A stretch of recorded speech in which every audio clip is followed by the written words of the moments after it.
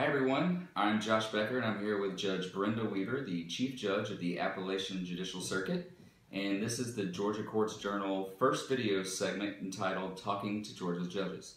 So first of all, thank you Judge Weaver for agreeing to take your time and be our first interviewee.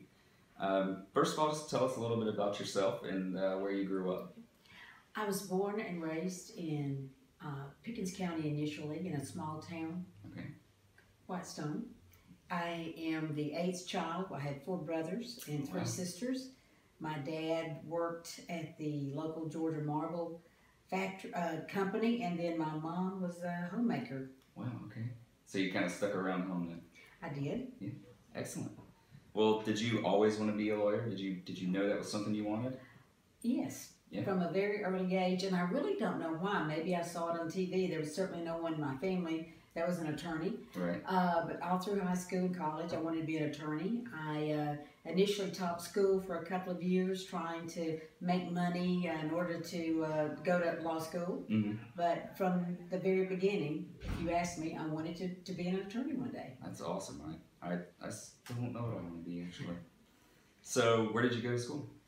I graduated from North Georgia College. Okay. In Dahlonega, Georgia, and then went to Woodrow Wilson at night and worked my way through law school. Wow, sounds busy. So, were there a lot of women in your class?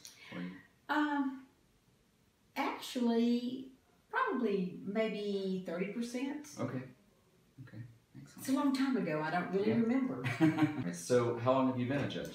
Well, I started off as a juvenile judge, became the chief juvenile judge, but in our circuit at that time it was part-time. So in 1996, Governor Miller appointed me to become a Superior Court judge, and I've been a Superior Court judge since that time. Okay. And so how long have you been the chief judge in your circuit? Probably about 15 years now. Oh, okay. Excellent.